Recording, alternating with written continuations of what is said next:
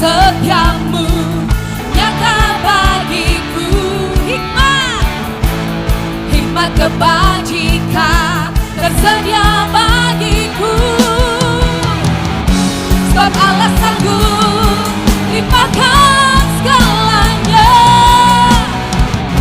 dan anugerahnya sangat besar bagiku. Mari jemaat Tuhan, aku diberkati, aku dilimpahi, karena Allah sanggup untuk menyediakan. Aku diberkati, aku dilimpahi, atas sempurna anugerah Tuhan bagiku. Mari semuanya kita tepuk tangan, kita memuji memuliakan Sang Raja.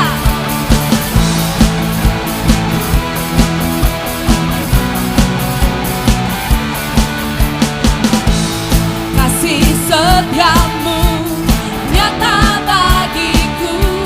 Hikmat kebajikan tersedia bagiku. Amin. Sebab Allah sanggup limpahkan segalanya, dan anugerahnya sangat besar bagiku. Semuanya yuk. Aku diberkati, aku dilimpahi, karena Allah sanggup untuk menyediakan. Aku diberkati, aku dilimpahi, atas sempurna anugerah Tuhan bagi. Jemaat Tuhan, mari kita mau menari buat Tuhan. Haleluya.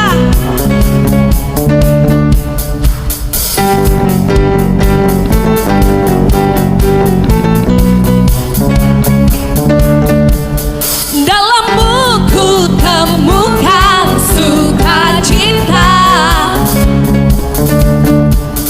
dunia takkan sanggup untuk berikan. Segala bebanku pun digantikan, selama ku ada di dalammu. Kaulah sukacita, pengharapan dan kehidupan. Kau beri kemenangan. Haleluya, bersukacita selamanya. Kami bersukacita di dalam-Mu Tuhan.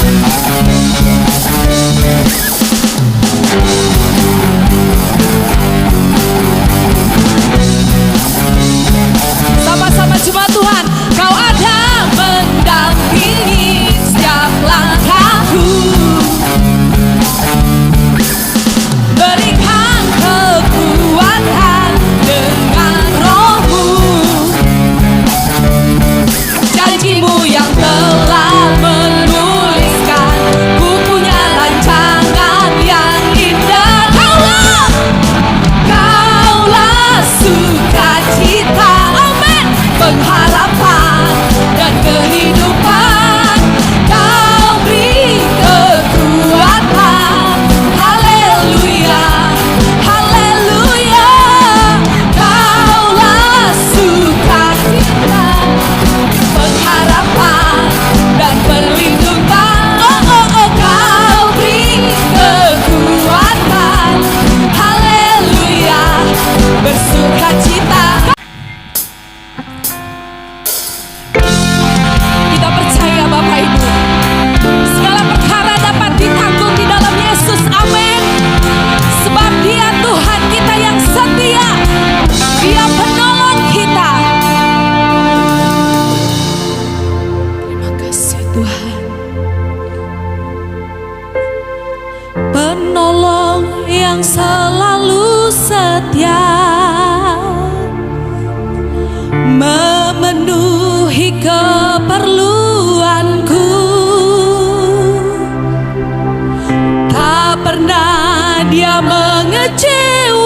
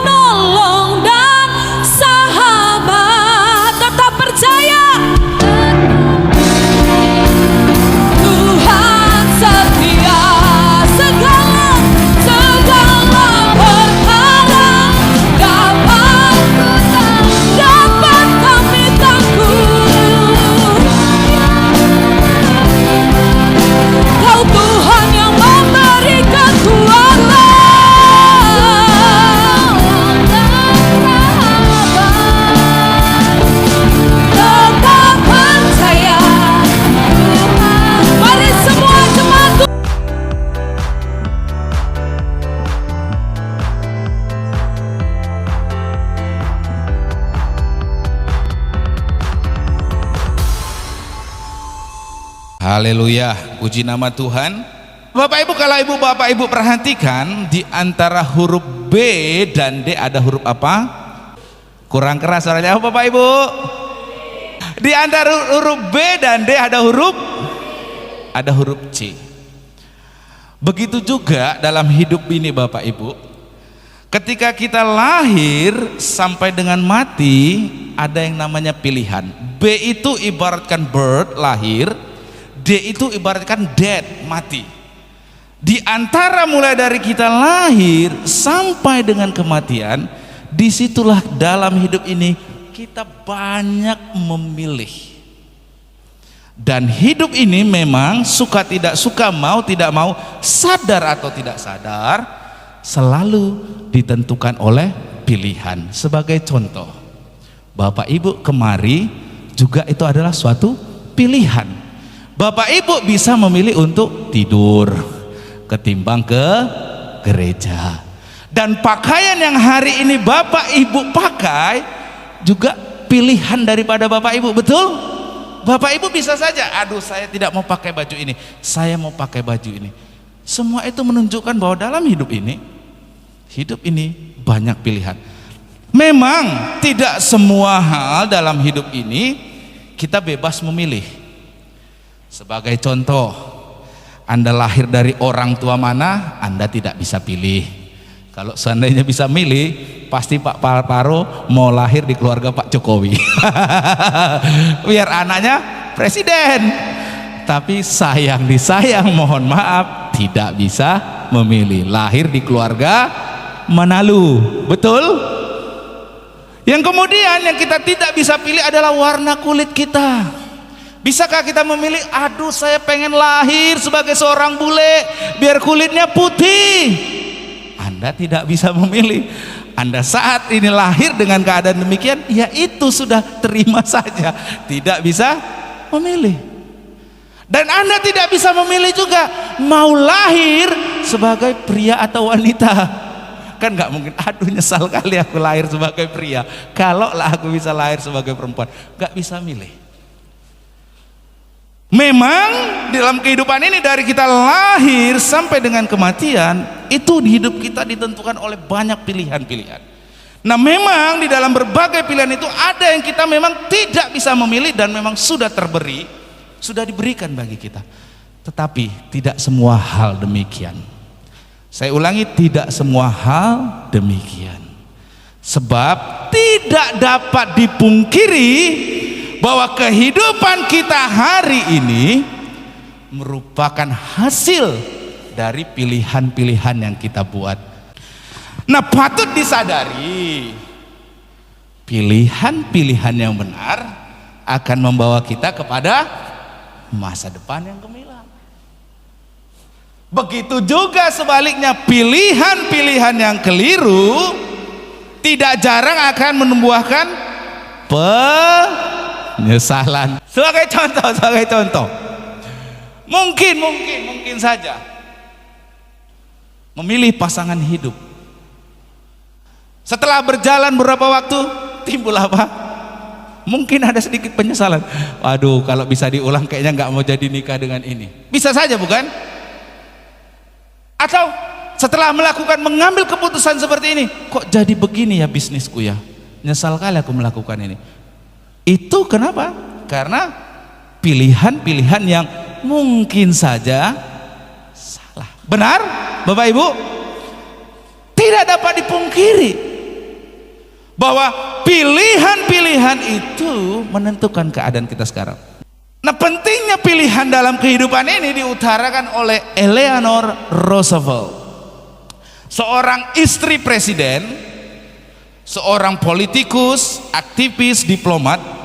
Dia mengatakan seperti ini: one philosophy is not best expressed in word, it is expressed in the choice one makes, and the choice we make are ultimately our responsibility. Yang kalau diterjemahkan secara bebas adalah pandangan kehidupan seseorang tidak sekedar terungkap dalam kata-kata. Saya ulangi, pandangan kehidupan seseorang tidak hanya sekedar terungkap dalam berkata-kata. Hal itu terungkap dalam pilihan-pilihan yang ia buat. Dan pilihan-pilihan yang kita buat pada akhirnya merupakan tanggung jawab kita. Jadi jangan kalau terjadi hari ini hidupmu seperti ini engkau menyalahkan Tuhan. Itu karena engkau buat pilihan. Engkau bertanggung jawab dengan pilihanmu. Amin. Nah, apa yang diutarakan oleh Eleanor Roosevelt ini adalah tepat, saya bilang. Kenapa tepat? Karena memang seseorang itu dapat saja berkata, semisal bahwa saya adalah seorang suami yang baik hati, suami yang bertanggung jawab, suami yang bijaksana. Tapi benarkah demikian bahwa orang tersebut hidup seperti apa yang ia katakan? Belum tentu. Mungkin bisa saja seseorang berkata bahwa saya adalah seorang istri yang baik, seorang istri yang bijaksana, seorang istri yang bertanggung jawab. Tetapi benarkah orang tersebut hidup seperti apa yang ia katakan? Belum tentu. Mengapa? Karena pandangannya atau falsafah kehidupannya akan benar-benar terungkap ketika ia menghadapi yang namanya tugas, tanggung jawab, kesukaran. Nampak dari pilihan-pilihan yang ia buat sesuai nggak dengan apa yang ia katakan. Itu artinya kata-kata saja belum tentu membuktikan sikap hati dari seseorang, tapi nampak dari pilihan-pilihan yang ia buat. Jadi pandangan hidup seseorang, falsafah hidup seseorang tidak terlihat dari kata-katanya. Bukan karena berkata-kata saja, saya begini bla bla bla, tapi dilihat dari ketika ia menghadapi sesuatu, pilihan-pilihan yang ia buat, nampak pandangan hidupnya apa. Nah, menyadari pentingnya pilihan-pilihan dalam hidup seseorang dan kaitannya dengan sikap bertanggung jawab yang harus ada dalam diri seseorang, serta dampak dari pilihan tersebut terhadap kehidupan kita di masa depan, maka di sepanjang bulan ini Bapak Ibu, kita belajar bagaimana kita perlu membuat pilihan-pilihan yang benar, pilihan-pilihan yang merupakan bagaimana kita bisa memilih masa depan atau choosing your future. Di sepanjang bulan ini ada 5 pilihan yang harus kita buat agar kita memiliki masa depan yang gemilang. Di minggu yang pertama kita belajar bagaimana sikap dan tanggung jawab kita dalam memilih ketika menghadapi kesukaran. Apa pilihan kita ketika kita menghadapi kesukaran? Apakah kesukaran itu akan meruntuhkan kehidupan kita, atau justru kesukaran itu menjadi kesempatan untuk kita mengalami kemajuan? Kemarin kita belajar ketika menghadapi kesukaran, cara pandangmu ubah terlebih dahulu. Betul? Saya ibaratkan kemarin seperti botol. Bagi sebagian orang itu setengah kosong, tapi bagi sebagian orang lagi itu setengah terisi. Itulah bedanya pandangan. Ketika engkau dinasehati, ketika engkau diberitahu, jangan pandangannya selalu negatif. Dan kita kemarin saya nasihatkan di minggu lalu, bisa memilih dampak kesukaran itu apa dalam hidup saya. Saya bisa memilih. Sebagai contoh, kalau orang mengatakan hal yang buruk kepada saya masih bisa memilih dampaknya terhadap hidup saya. Apakah saya akan mengikuti perkataan orang tersebut, atau saya justru memaafkan perkataan orang tersebut? Saya masih bisa memilih. Itulah yang kita pelajari di minggu yang lalu. Bagaimana kita bisa memilih cara pandang yang benar, memilih tanggapan yang benar, memilih dampaknya seperti apa dalam kehidupan kita. Jadi jangan suka sekali terus menyalah-nyalakan orang lain saja. Bisa saja terjadi yang salah itu adalah apa? Cara berpikirmu yang salah. Cara berpikirmu yang salah, engkau harus ubah. Karena engkau masih bisa memilih dampaknya dalam hidupmu seperti apa. Engkau yang memutuskan. Masih ingat kemarin Frankel itu? Dia mengalami kesukaran yang sedemikian, tapi dia masih bisa memilih dampaknya itu terhadap dirinya apa. Kalau orang kehilangan suami, istri atau anak-anaknya, mungkin orang bunuh diri dampaknya. Tapi Franklin Russell kemarin tidak mau bunuh diri. Justru dia apa? Ini kesempatan. Nanti ketika aku keluar dari sini, aku mau menceritakan kepada mahasiswa-mahasiswaku tentang pengalaman pahit yang kualami. Bisa nggak memilih dampaknya Bapak Ibu? Masih bisa. Manusia itu adalah makhluk yang bisa memutuskan. Dan yang kedua, pilihan yang harus kita buat ketika kita menghadapi suatu kebutuhan, dan kebutuhan itu adalah suatu kebutuhan yang sangat penting yang dengan kekuatan kita manusia, dalam upaya manusia tidak bisa terpenuhi. Apa yang kita lakukan? Apakah kita ketika menghadapi kebutuhan tersebut kita berada dalam posisi beriman kepada Tuhan, atau justru ketika menghadapi kebutuhan yang sulit dipenuhi itu iman kita, atau kita masuk dalam kebimbangan? Ini sangat penting Bapak Ibu, karena pilihan yang benar, kalau engkau memiliki keiman, itu akan memberikan keadaan yang tenang bagi hatimu dan mengakibatkan doa-doamu dijawab. Tapi kalau engkau berada dalam kebimbangan, maka hatimu justru tidak akan mengalami ketenangan, dan doa-doamu pasti tidak akan dijawab oleh Tuhan. Untuk itu kita mari belajar dalam Yakobus pasal yang pertama, ayat yang kelima sampai dengan ke-8. Yakobus pasal yang kelima, pasal yang pertama, ayat yang kelima sampai 8. Firman Tuhan, tetapi apabila di antara kamu ada yang kekurangan hikmat, hendaklah ia memintakannya kepada Allah, yang memberikan kepada semua orang dengan murah hati dan dengan tidak membangkit-bangkit, maka hal itu akan diberikan kepadanya. Hendaklah ia memintanya dalam apa Bapak Ibu? Katakan bersama dengan saya kuat, iman. Kurang semangat, iman. Dalam iman. Dan sama sekali jangan bimbang, sebab orang yang bimbang sama dengan apa? Gelombang laut yang diombang-ambingkan kian kemari oleh angin. Orang yang demikian, orang yang bimbang itu, janganlah mengira bahwa ia akan menerima sesuatu dari Tuhan, sebab orang yang mendua hati tidak akan tenang dalam hidupnya.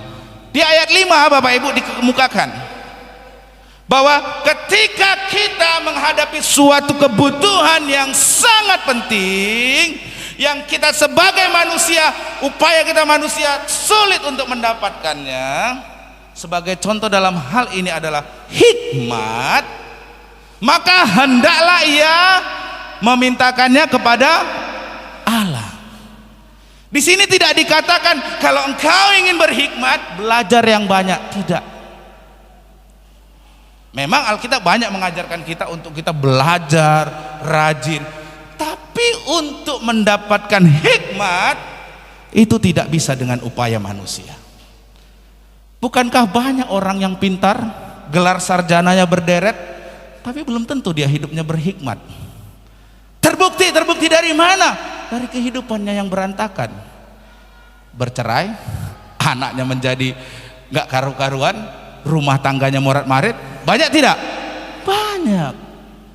Itu artinya hikmat bukanlah upaya manusia untuk mendapatkannya, tetapi itu adalah pemberian Tuhan. Itulah anugerah Tuhan. Hikmat itu adalah kemampuan untuk membuat keputusan yang tepat di setiap keadaan. Untuk bisa mampu membuat keputusan yang tepat di dalam setiap keadaan, orang harus bergantung pada anugerah Tuhan, bergantung pada pemberian Tuhan, kemurahan Tuhan. Demikian juga dalam hidup ini Bapak Ibu, kebutuhan-kebutuhan kita yang lain, yang mungkin upaya kita sebagai manusia sulit untuk didapatkan, kita harus memintanya kepada Tuhan di dalam doa. Ketika engkau menghadapi suatu kebutuhan yang penting dalam hidupmu, kalau engkau tidak bisa memilihnya dengan baik, dengan benar, akan sangat berdampak dalam hidupmu.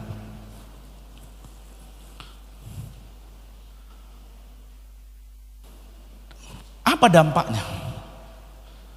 Kalau kita mempercayai Tuhan atau meragukan Tuhan, itu akan sangat menentukan keadaan hati kita. Saya ulangi, engkau percaya atau engkau ragu, itu akan sangat menentukan keadaan hatimu. Apa yang saya maksudkan dengan keadaan hati? Keadaan hati itu artinya apa? Hidupmu teduh, tenang. Lawannya sudah pasti apa? Bergolak. Ini semua ditentukan kepada sikap hatimu kepada Tuhan. Makanya saya bilang tadi, pilihan engkau mempercayai Tuhan atau tidak mempercayai Tuhan sangat menentukan kehidupanmu. Apakah hidupmu akan teduh, tenang, atau justru hidupmu mengalami pergolakan terus-menerus? Itu sangat bergantung kepada sikap hatimu kepada Tuhan. Itu yang disampaikan Yakobus di ayat yang ke-6. Hendaklah ia memintanya dalam iman dan sama sekali jangan bimbang. Sebab orang yang bimbang sama dengan gelombang laut yang diombang-ambingkan kian kemari oleh angin. Tidak beriman kepada Tuhan itu sama juga dengan tidak percaya kepada Tuhan.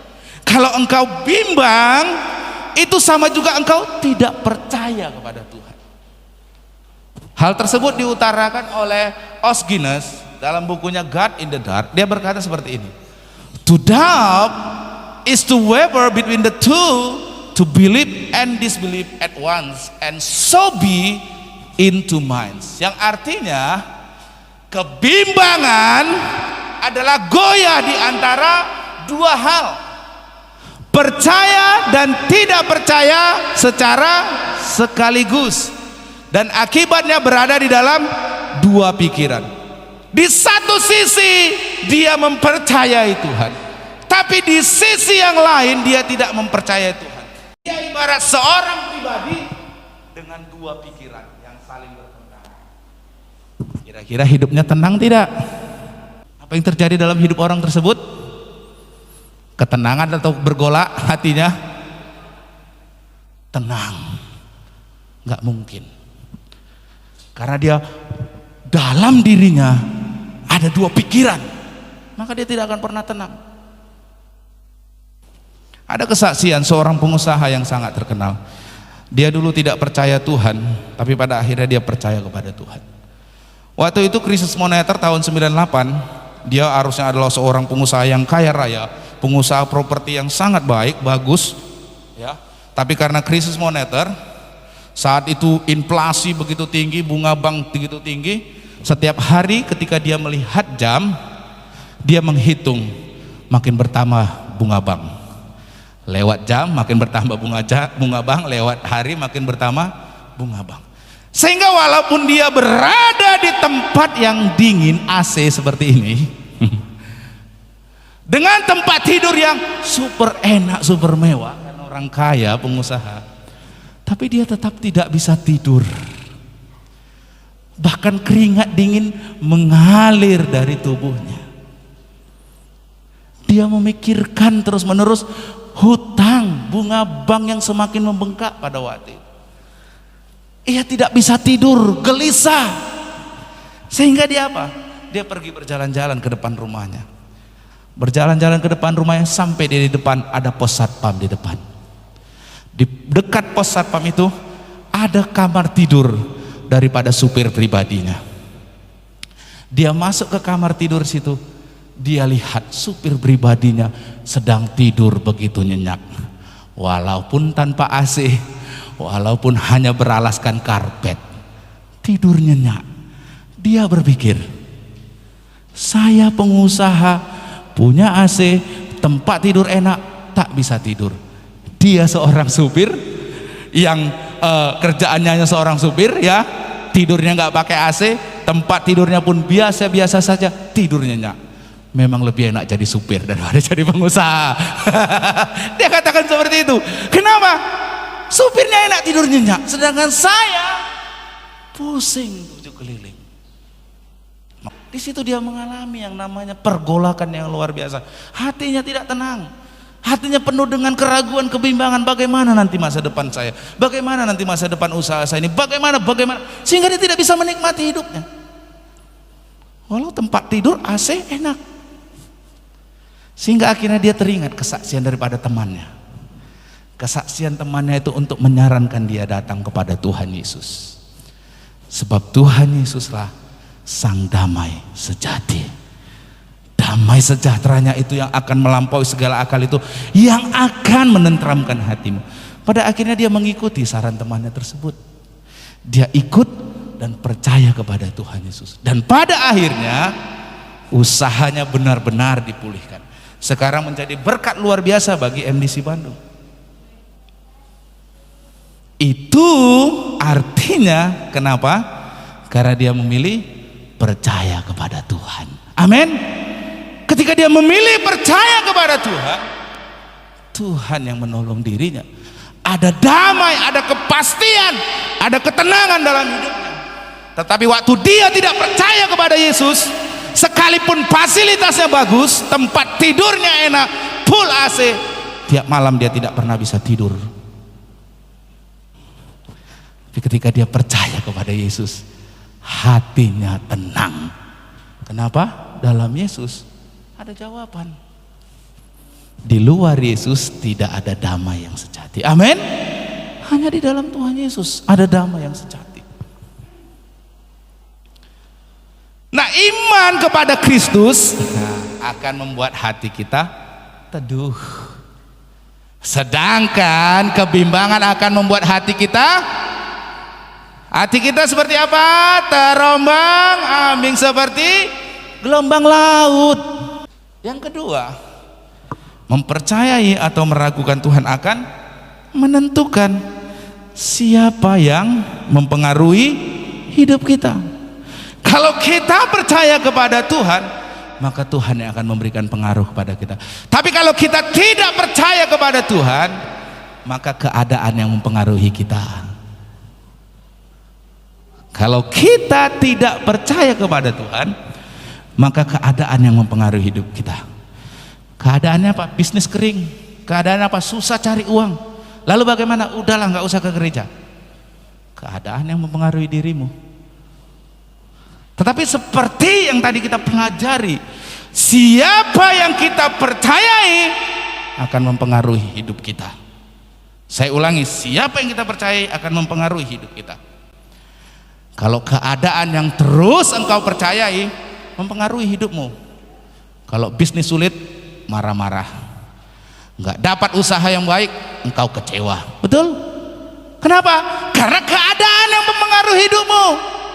Nah, kalau kita bimbang Bapak Ibu, itu sama dengan kita tidak percaya Bapak Ibu. Kalau kita tidak percaya kepada Tuhan, maka hal tersebut akan sangat mempengaruhi kehidupan kita Bapak Ibu. Pentingnya hal tersebut diutarakan oleh Gary Habermas, seorang filsuf dan seorang teolog.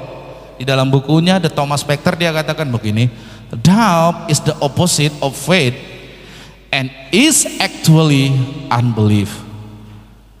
Kebimbangan, two minds tadi, dua pikiran tadi adalah lawan kata dari iman. Dan sesungguhnya berarti tidak percaya. Oleh karena itu, pada dasarnya orang yang meragukan Tuhan adalah orang yang tidak mempercayai Tuhan. Bimbang, ragu itu sama dengan tidak percaya. Jadi kalau engkau pada saat tertentu saya yakin, pada saat tertentu saya ragu, itu sama saja saudara, sesungguhnya berarti tidak percaya. Kan bimbang tadi in two minds, antara percaya dan tidak percaya. Tapi ketika engkau bimbang, itu juga lawan kata dari iman, yang sesungguhnya berarti engkau tidak percaya.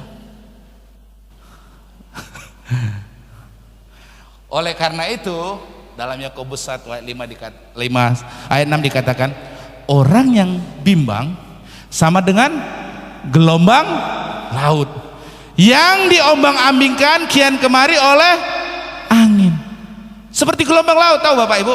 Percaya hari ini, besok tidak percaya. Percaya hari ini, besok tidak percaya. Percaya hari ini, besok tidak percaya. Percaya hari ini, datang ke gereja. Besok tidak percaya, maka tidak datang ke gereja. Yang lain mengalami kemajuan hidupnya di situ-situ aja. Karena apa? Asik terombang-ambing aja, terombang-ambing aja.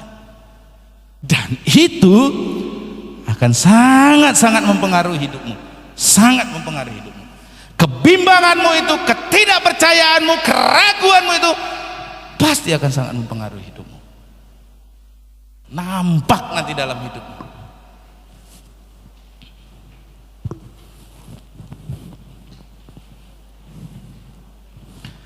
Nah, orang yang sungguh-sungguh percaya kepada Tuhan, iman yang bersangkutan bagaikan sauh yang dilabuhkan pada batu karang yang teguh. Anda tahu kapal? Supaya kapal tersebut bisa diam sekalipun di tengah laut, apa yang diperlukan? Sauh, jangkar. Supaya kapal tersebut tidak terombang-ambingkan sehingga dibawa laut itu entah kemana. Kita juga kalau supaya tidak terombang-ambing, tancapkan sauhmu pada Tuhan Yesus. Tanpa sauh atau jangkar, maka kapal nelayan itu akan sulit berada dalam satu titik. Dia akan terbawa terus gelombang laut yang.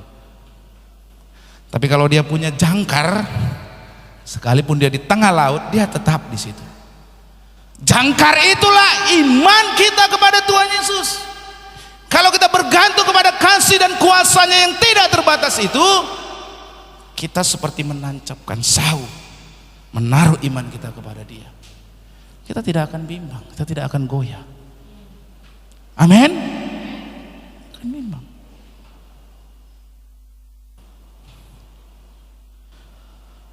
Dan yang ketiga, mempercayai atau meragukan Tuhan akan ini yang paling penting.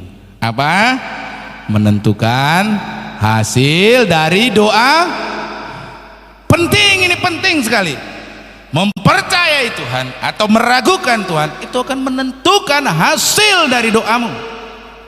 Saya ulangi, percaya dan tidak percaya itu, pilihan yang kau buat itu menentukan hasil dari doamu.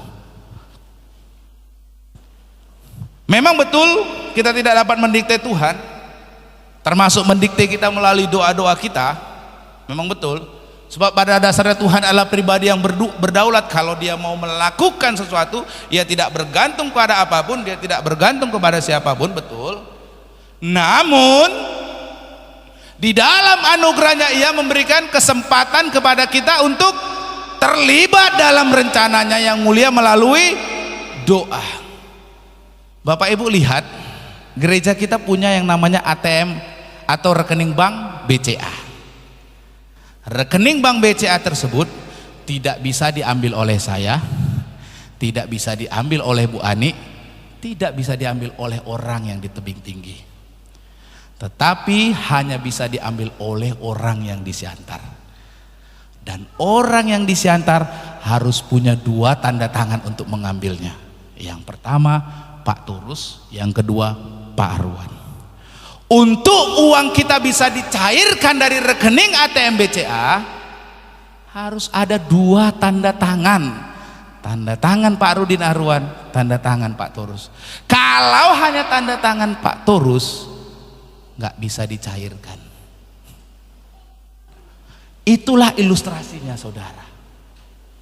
Untuk supaya uang di ATM BCA kita itu bisa ditarik, dicairkan, terlebih dahulu Pak Torus yang di Pematang Siantar membubuhkan tanda tangan.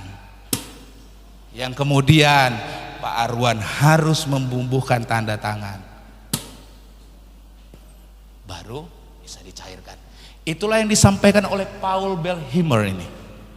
Dia berkata kalau kita berdoa itu sama seperti kita sama-sama sama Tuhan itu sedang mencairkan cek atau rekening yang mana perlu dua orang yang menandatangani.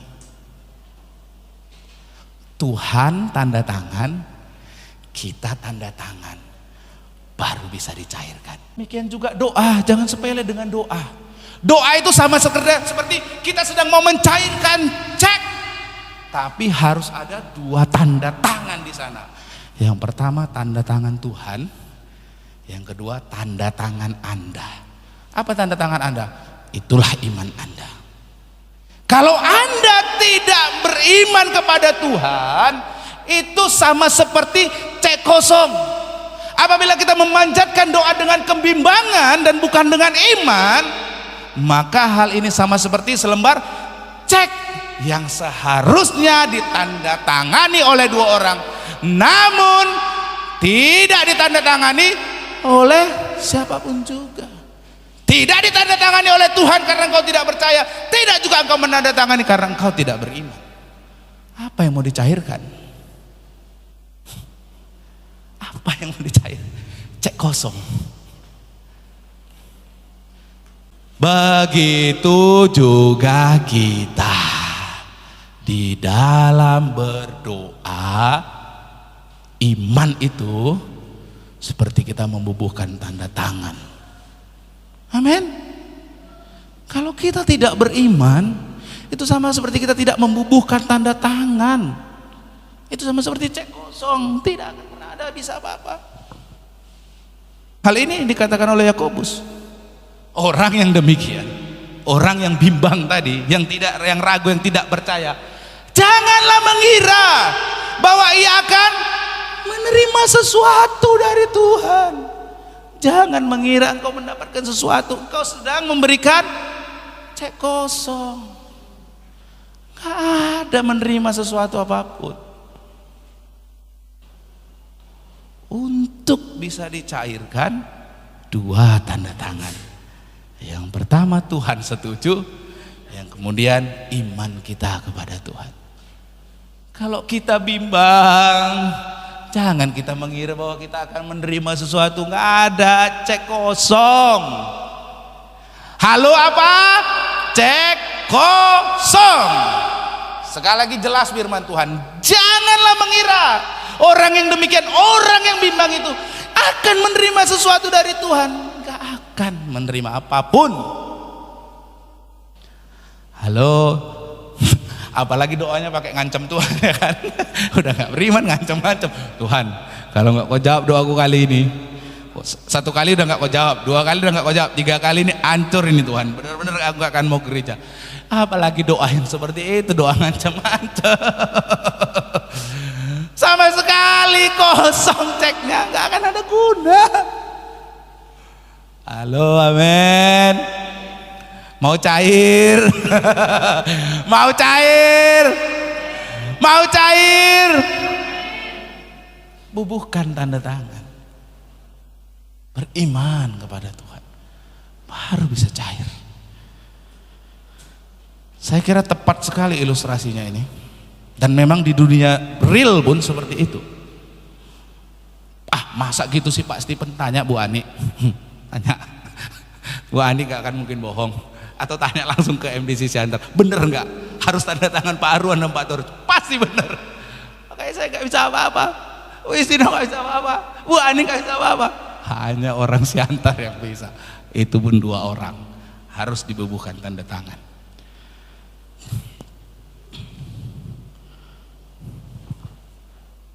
Doa yang dipanjatkan dengan sikap hati yang bimbang tidak akan dikabulkan oleh Tuhan. Doa yang dipanjatkan dengan sikap hati yang bimbang tidak akan dikabulkan oleh Tuhan. Itu seperti cek kosong yang tidak akan bisa dicairkan berapapun nominalnya yang sebenarnya sudah disediakan. Tanpa tanda tangan tak ada guna. Tanpa iman tidak ada gunanya. Jangan engkau mengira engkau akan menerima sesuatu. Tidak akan menerima sesuatu apapun tanpa iman percaya kepada Tuhan. Amin. Ingat hal tersebut. Jadi kalau Pak, kok saya nggak dapat hari ini, mari koreksi hatimu. Adakah engkau hidup dalam iman? Atau engkau selama ini hidup dalam kebimbangan? Two minds, percaya dan tidak percaya, terombang-ambing gelombang laut ke sana kemari. Periksa diri kita. Hanya ketika kita beriman, percaya, di sana ada berkat dan mujizat Tuhan. Tetapi perlu diingat, bukan karena kita sudah berdoa dengan iman lalu serta-merta Tuhan itu harus mengabulkan setiap doa kita. Ingat, waktu Bu Isidop khotbah, jawaban doa itu ada 3. Apa saja Bapak Ibu? Iya, tidak, tunggu dulu. Kalau Tuhan bilang tidak, itu karena Dia tahu yang terbaik buat kita. Amin. Kalau Dia bilang tunggu dulu, berarti Anda harus terus menerus berdoa. Kalau ya, puji nama Tuhan, berarti itu sesuai dengan kehendak Tuhan. Seperti doanya Bu Sinop, saya mau minta AC ya Tuhan. Doa dia setiap hari doanya. Saya ya doa aja lah, terserah kamu lah, saya bilang. Kamu imannya begitu. Ternyata Tuhan setuju saudara. Tanda tangan Ibu, tanda tangan Tuhan. Cair ceknya saudara. Ada yang tergerak langsung memberi. Nah itu tadi tanda tangan kita beriman sama-sama tuh, beriman sungguh-sungguh kepada Tuhan.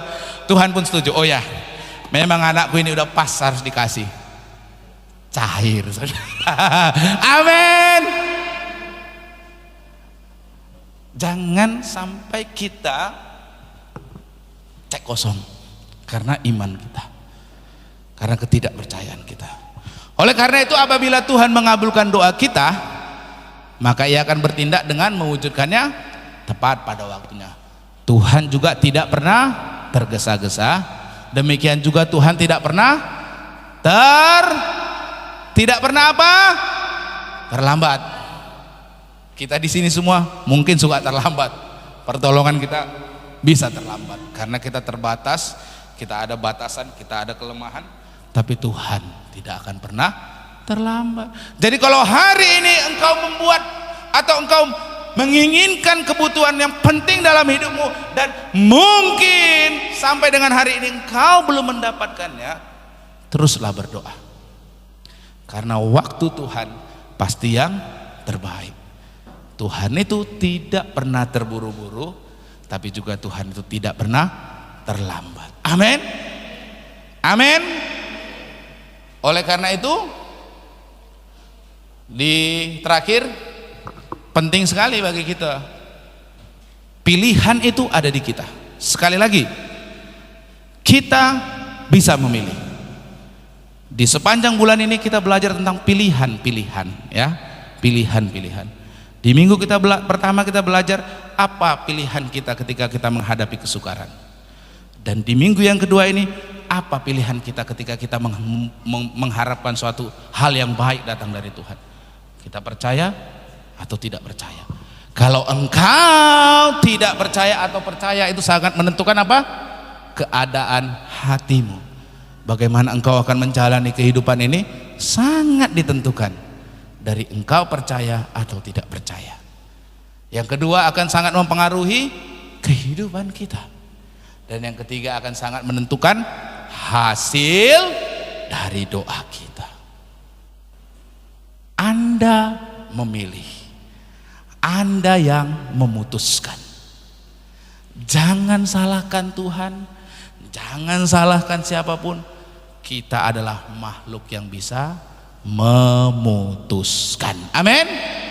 Ingat yang kemarin dikatakan oleh Viktor Frankl, kita a human deciding being, kita makhluk yang bisa memutuskan. Jangan kita salahkan siapapun, kita yang menentukan pilihan. Amin. Ketika engkau menghadapi kesukaran, apa pilihanmu? Ketika engkau mengharapkan suatu kebutuhan yang baik yang datang dari Tuhan, apa pilihanmu? Engkau percaya atau engkau tidak percaya?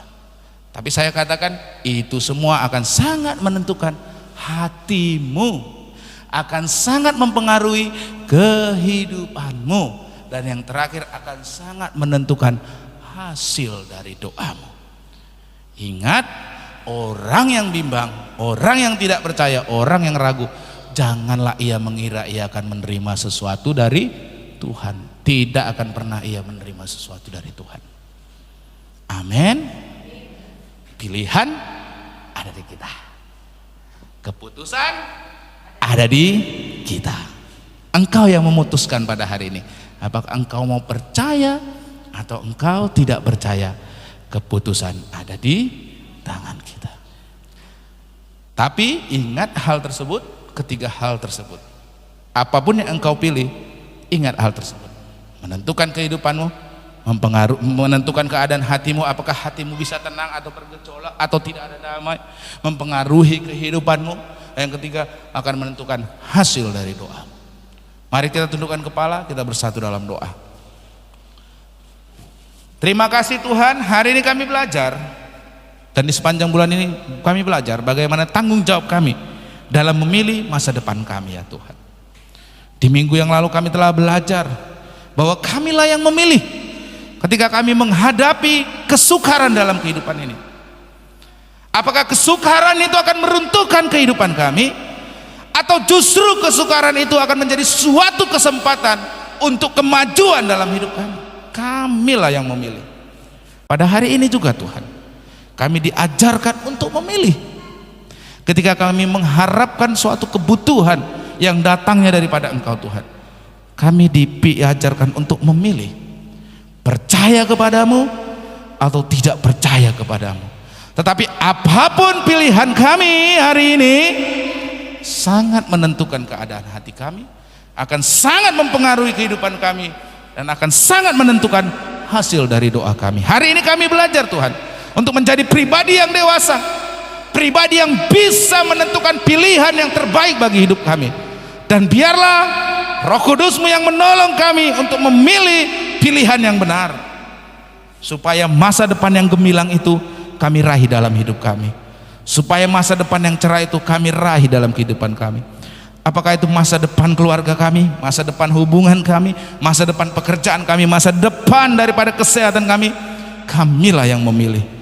Dan biarlah kami memilihnya dengan benar, karena di dalam hidup ini sampai dengan kematian kami menghadap Engkau Tuhan sangat ditentukan oleh pilihan-pilihan yang kami ambil dalam hidup ini ya Bapak. Tolong kami, ajar kami untuk membuat pilihan yang benar, yakni percaya sungguh-sungguh kepadamu ya Tuhan, yang akan memberikan keteduhan, ketenangan dalam hidup ini. Sekalipun badai silih berganti, sekalipun keadaan di sekitar kami mungkin berubah-ubah, tapi kalau kami menancapkan sahu kami, iman kami kepada Engkau Tuhan, maka kami akan tetap kuat. Goyah kami mengalami ketenangan, kami mengalami keteduhan. Sebab hanya di dalam Yesus Kristus Tuhan ada ketenangan, ada keteduhan. Di dalam nama Tuhan Yesus kami mengucap syukur dan berdoa. Haleluya. Amin.